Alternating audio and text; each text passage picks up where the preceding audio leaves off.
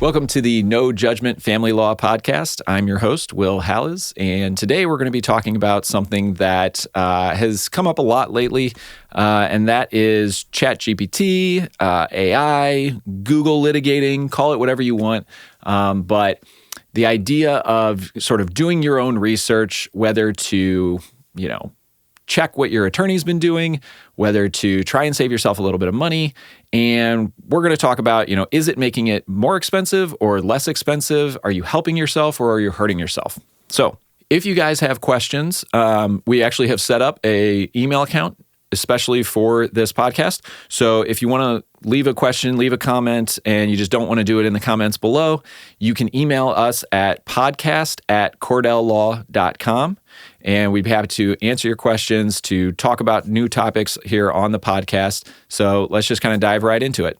A lot of people think that, we've got access to so much information online these days that I can just go Google, send a prompt to ChatGPT, tell me how to draft a motion for contempt, or tell me what this particular law says.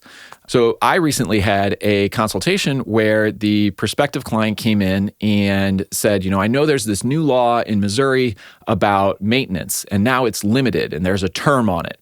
And that is just not true. And so I'm sitting in the consultation thinking, I've not heard about this new law, kind of freaked out for a moment of, did I miss something? Did something come out that I was not aware of? And so I went online, did a quick, Google search, new maintenance law in Missouri. And the Google's AI popped up and said, oh yeah, there's this new law in Missouri for maintenance, and here's what it says. And so I, then of course, dug into it a little further and found that it wasn't a new law. It was a bill that had been proposed, had not made its way out of committee, and this was not a law yet. But this is what happens when you use AI. You're going to get a lot of what they call hallucinations, not the, mushroom, acid, LSD, whatever, 70s trip. We're not going to go there? I said, that's a different show. That's a different show. Not those kind, though. The hallucinations we're talking about are the ones where AI is giving you a response based on some result that they found, but it's not entirely accurate. And it's actually going to be at least potentially misleading, as it was in this case. So the question is, I want to save a little bit of money on my litigation costs, so I'm going to do some research and I'm just going to hand it to my attorney. Then that way they don't have to do the research, and they can just take what I present them and run with it. I will tell you, as an attorney, that will not happen. Your attorney has a bar license. They are not going to lose that bar license to just trusting what AI has told them. They're then going to, if it's case law, for example, they're going to do what's called Shepardizing case law, which is checking to see if that case law is actually still good case law. I've had instances where people who are representing themselves have cited bad case law to the court as if it was still good. In Missouri, a court of appeals opinion that was overturned by Missouri's Supreme Court. That opinion no longer means anything. It's not helpful to that person, but they're presenting it as if it was the actual law, and they were incorrect. Now, if your attorney receives that information because you've provided it to them, they're going to then Shepardize that, or they're going to then research what you provided them. And if what you provided them was inaccurate, then they're going to be sending you a response saying, look, I looked into this. Here's why what you provided is inaccurate, and you've now created more billing on your case than otherwise would have occurred. There's this sort of joke that in law school, they don't really teach you how to practice law. They teach you about the law, but most classes don't really teach you how to practice law.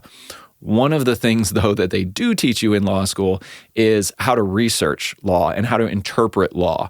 And that is one of those skills that is not something that AI is going to be able to do for you, at least not at this point. Hopefully never, right? I mean, a little job security here.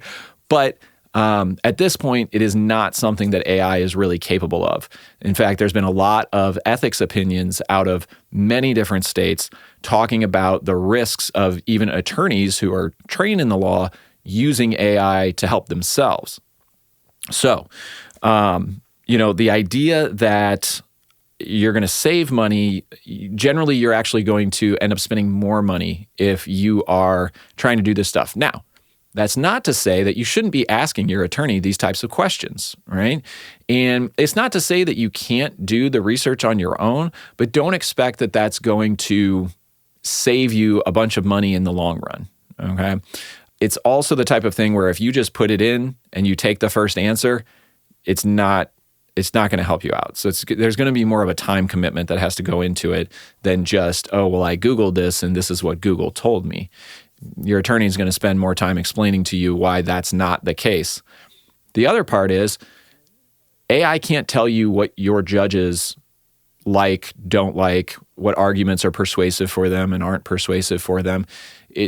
We're not there yet either. I don't know if that one ever will be able to happen, but right now, those are the sort of things where, especially in an area like family law, where we deal in, every shade of gray, but very little black and white, having that attorney who is familiar with the judge and how they interpret the law, how they enforce the law, that is going to be 10 times more valuable than anything that you're going to be able to find online. Your attorney is going to know the law side of it, but the knowledge that they have of the judge and kind of their temperament and what they like and what they don't like, that is the real reason why you're going to an attorney, why you're using an attorney. The law side of it, yeah, that's necessary, but being able to take that and then actually apply it is the part where you're getting the most bang for your buck out of your attorney. So, if you have a question, am I going to say don't Google it? You can Google it, but don't trust the first result that you see, I guess is sort of the takeaway from this one. And also, you absolutely need to consult with an attorney about whatever it is that you've been finding to see, is this accurate? Is this something that I can run with? Or is this one of those hallucinations that we talked about earlier? So if you do need help, if you do have a question, feel free to call our offices here at Cordell Cordell. We'd be happy to meet with you, to talk with you about any questions that you have. For the podcast, as always, hit that like button, hit that subscribe button. Let us know what topics you want to hear more about. We're trying to incorporate things that everybody wants to see. So let us know and we'll be happy to do those things for you. And until next time, no judgment here.